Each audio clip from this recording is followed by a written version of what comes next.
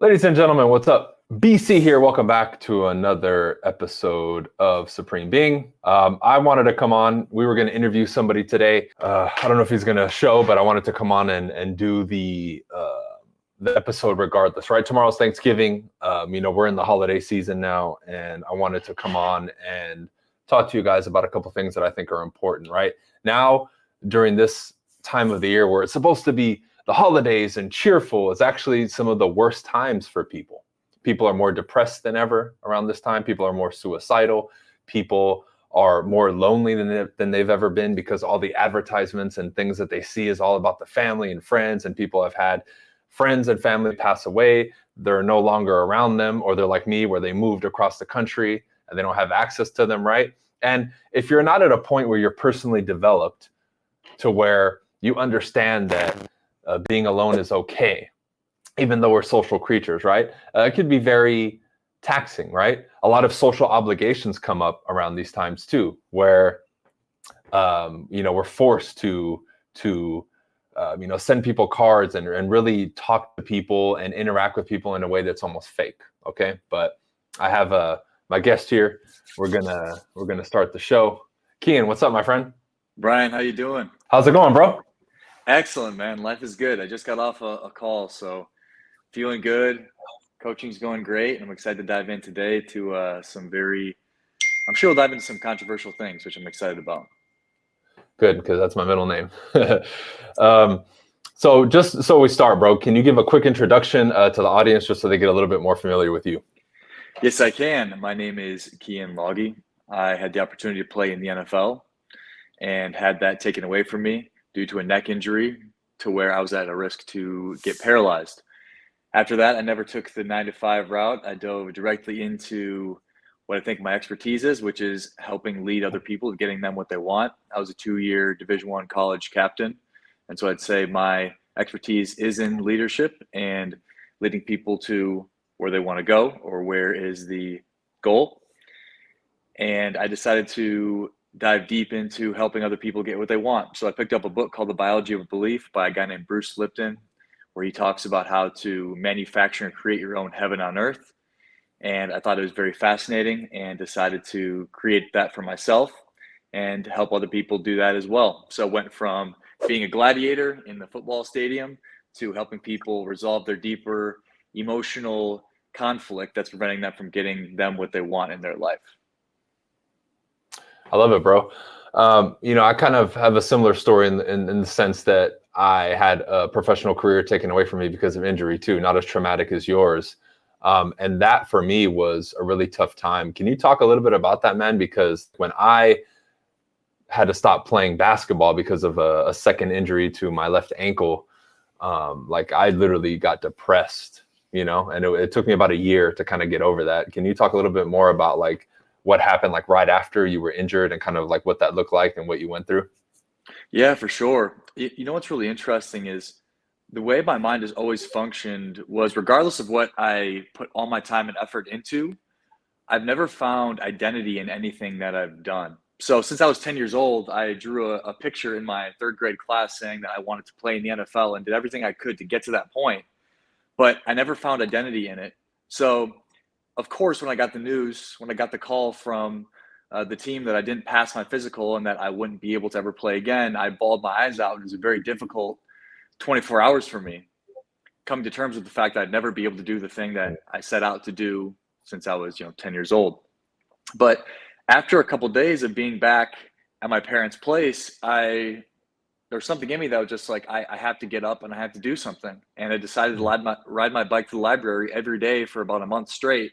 And that's when I picked up that book, and that's when I read a bunch of other books that led me into the path that I'm on now. So I attribute my not having as much of a huge downfall to my mind's ability to not fully identify with anything that I do, which I think is a superpower of mine, being able to fully go in on what I want and what my heart really desires without finding full identity in it. Nice. I love that, man. Now you mentioned, I think it was the book with Bruce Lipton, Creating Heaven on Earth, right? Now you've done it for yourself. Can you describe that to people? Because I totally vibe with that. But I think to the average person listening, that might be a little too esoteric for them, you know? Yeah, definitely. And that's why I think I'm in a good position. And it's awesome that you are as well, being a former athlete, and that we're not just like the typical hippie that's speaking on some of these things. We come from a little bit more of a rough, masculine type of experience. And then now talking about these things, which shouldn't inherently be feminine, but I think in the mainstream is perceived in that way. So I'd be more than happy to talk about that. But the way our life plays out oftentimes is because of the beliefs that we have, or the beliefs that we tell ourselves. And I think that's a generally understood thing. And our beliefs are formed by our life experiences and by the people that are influential in our lives. So if you don't have what you want, then that's due to the fact that the beliefs that you have don't support having what you really want. So I help people go in and rewire their subconscious, the stories that they're telling themselves, to be able to support a new story in which supports what they really want. So I could go deeper into some of the science of it. I don't know if it'd be necessarily relevant in this conversation, but that's what it is. When we recreate the belief systems that we have to support what we really want, then we can naturally change our point of attraction, which allows those things to begin to come into our sphere. And that's quantum physics. Absolutely. Can you talk maybe about like when you were on that journey, like an example from yourself in your own life, like maybe one of the beliefs that you had to rewire within your subconscious mind? Yeah, absolutely. So one of my big ones was, and I would say still is, as I continue to ascend in this area in regard to money. When I grew up, we always had a lot of love in my house. So my parents, they still are the happiest couple that I've ever seen. And we had a ton of love, but we didn't have a lot of money for a very long time. So the belief was as long as we have love and connection, the money doesn't really matter. As long as we have the experience of being together, going through this together, then the money doesn't really matter. And so I found myself for the first few years after getting done playing football, where I was an entrepreneur always, but where I would only have enough money to be able to survive maybe 3, 4 months out. And I would pride myself in always feeling really good, regardless of how much money I had. But at the same time, I realized that because I had so much fulfillment right now, because of the intimacy that I had in with my family and with a lot of friendships, that I was preventing myself from actually bringing in and going after greater levels of financial success. So I believe as I continue to go higher and higher up in the financial department, that's my biggest downfall, is the amount of fulfillment that I have with where I am, which can be a difficult dance, because I think a lot of people are looking to find fulfillment where they are. And so they're pushing and pushing because they don't have fulfillment. And there's people that have a lot of fulfillment in where they are probably due to my ability to form deep, intimate bonds with people and to create life experiences that feel really good to me. Then those people like me have to learn how to not find discontentment, but be able to feel good about moving after what we want, not from a place of lack, but from a place of deep connectedness to ourselves. I think that's a thing that I teach a lot of people that do inherently come from a more relationship favoring space, is that they do find fulfillment with where they are. So that means in order for them to get to where they want to be, which most people that get to that place do it from a place of lack, we have to connect to a deeper place of what they really want and desire inside of themselves to be able to go after it. Because if you're inherently not experiencing a lot of lack because you find fulfillment in where you are, then you have to find a deeper source to find momentum or motivation to go after what it is that you want. And oftentimes that's getting to that core of what people really want, or you could call it their purpose. Yeah. Why do you think people are so disconnected nowadays? Because I talk about this a lot too. I say that people are not living their lives, they're living someone else's lives. Why do you think that's so rampant nowadays?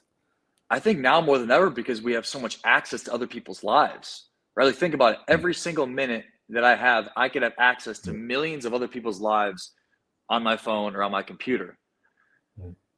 And so as I'm consuming all these other people's life perspectives and desires they have for their own lives, I'm in a trance as I'm watching my phone or my computer, getting downloads from those other people, from those other things I'm consuming, which is getting me more and more disconnected from what I really want and desire.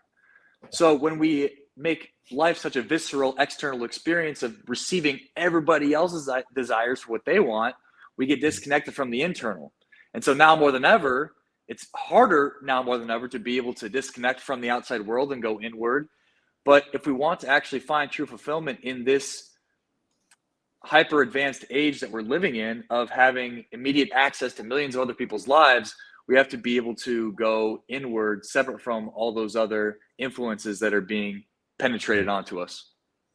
Yeah, I love that, man. Is there any like little practical tools or advice you give people in regards to that to kind of help them, switch from being more external to being more internal? Because that's really important, I think.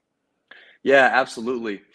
It might be a very cliche, but it's really understanding how big of an impact you randomly scrolling through other people's content and information is playing on you. And I think everybody knows that, oh, I want to get away from social media or I want to spend some time off of it doing other things. I think everybody tries to do that, but I don't think they really understand psychologically how you are being reprogrammed to be disconnected from yourself by consuming all of this random content that is by the algorithm feeding parts of you that are entertained. So by understanding, I think the depth in which we are being programmed and manipulated to think a certain way or want a certain thing should incentivize people a little more to be intentional about not scrolling through the discover page on social media. And that's something that I don't do. Now there's moments where I'll catch myself and just being, I don't like to try to present myself as being anything other than what I really am, but I really genuinely, because I think of my understanding of it, have done a really good job of being able to create separation between me and my feed on social media.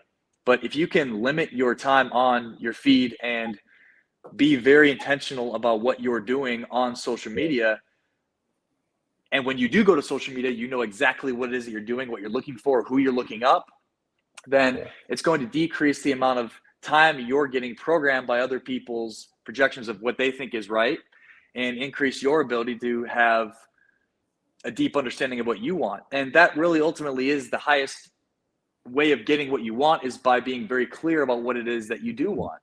So when I'm preventing myself from receiving other people's feedback or other people's desires for what they want, I'm actually improving my ability to know what I want and to put that out into the world. So that would be the first one. The second one would be stop talking to other people about things that you want. I know there's advice out there that says tell as many people as you can about what you want to hold yourself accountable, but I actually don't think that's very beneficial. I think when you share things with people that you want to do, it either one gives you a dopamine kick because they affirm what you're telling you or what you're telling them that you want to do because they think it's really cool, which takes away incentive or drive to go after it. Or two, they disapprove of it.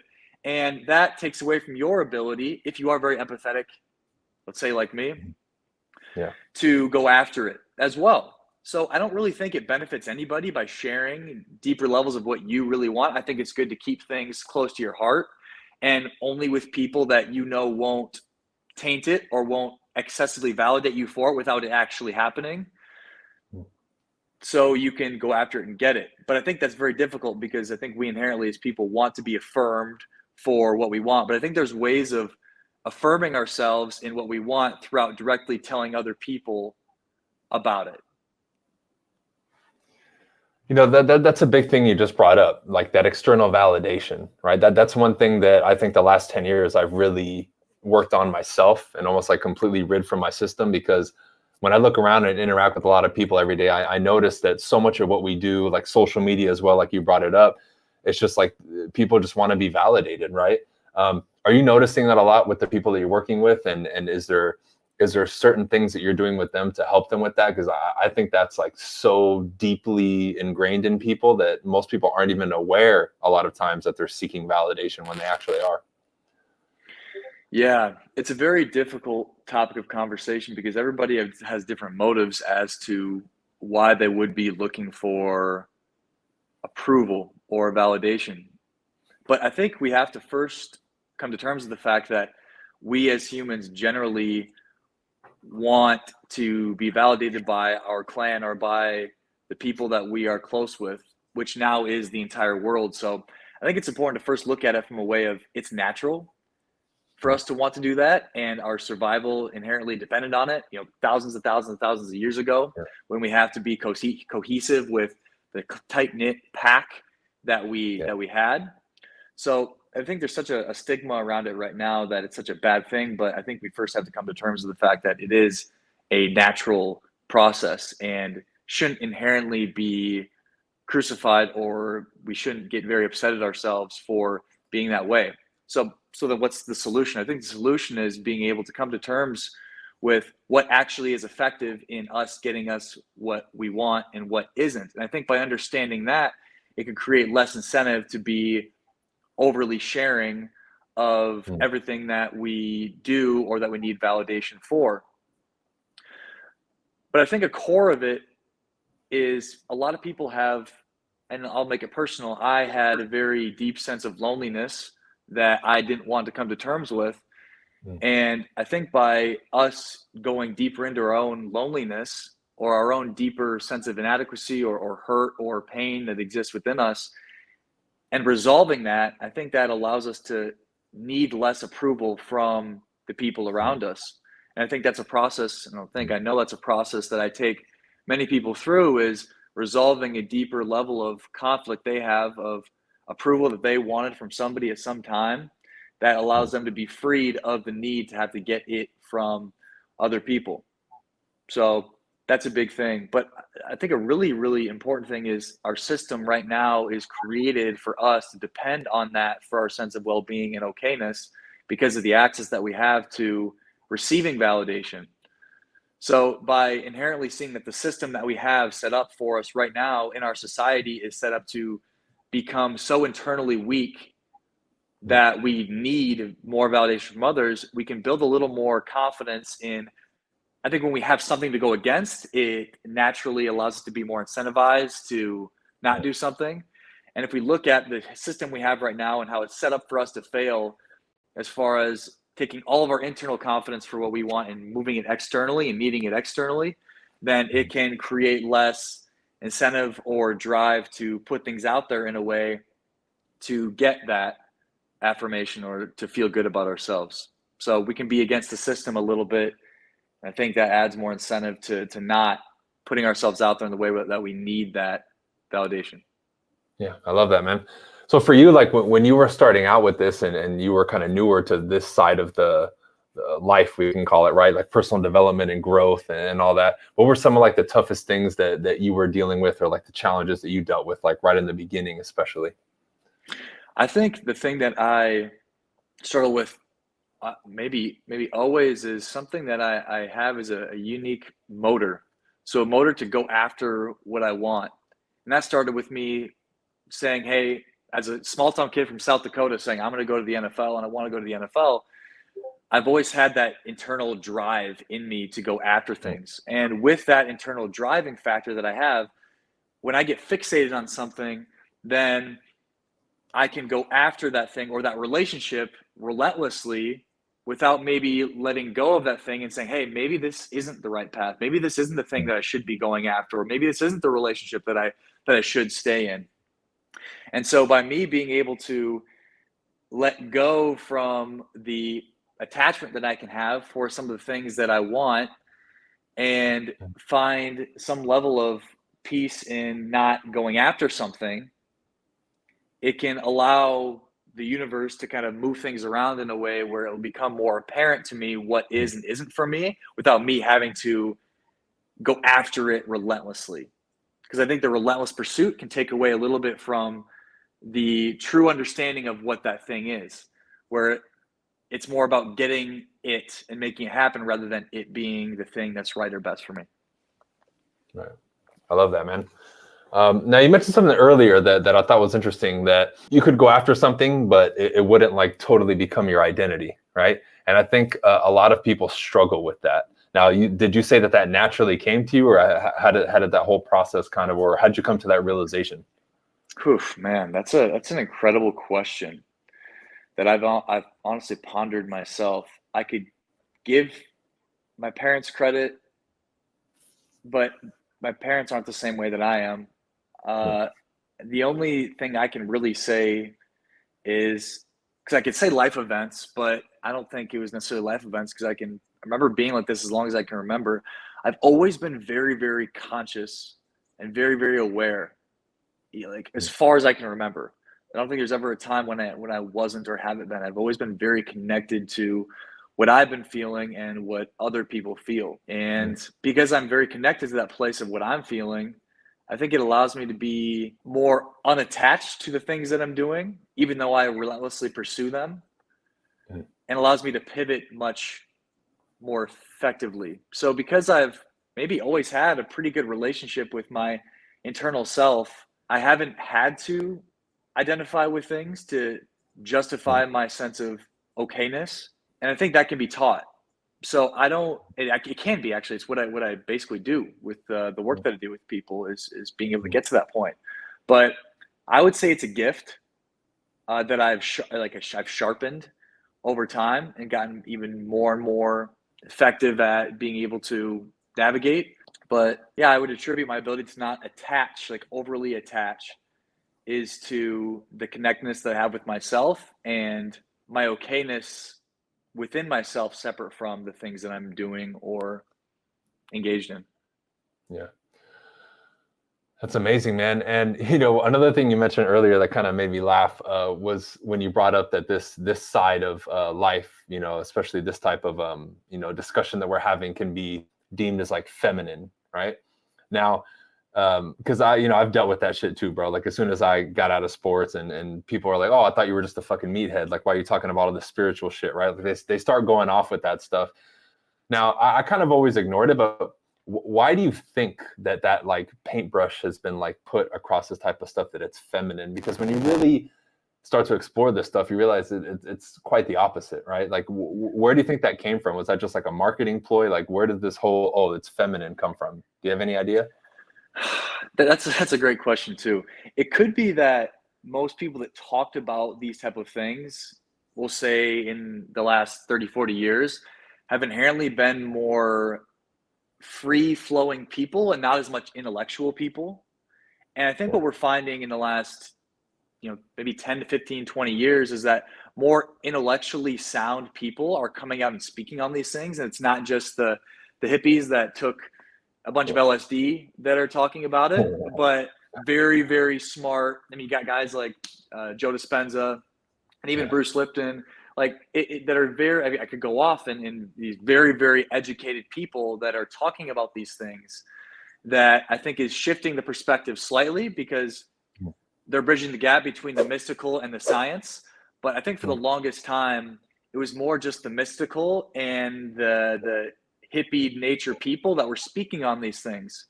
But now this is what got me so deep into it or obsessed with it, was seeing Bruce Lipton talked about the cell and how we can change the composition of our cells and entirely change our bodies through our thoughts and changing our perceptions of our world around us, like at a biological level. And I'm like, holy shit, like all these things that people talk about that are a little more hippie or a little more just kind of motivational per se, can be backed by science. That's what really hooked me. So I think the more we can spread a deeper level of understanding, not just through the hippie, everybody think like this, it can really make a broader and broader impact on the world. Yeah, I love that, dude.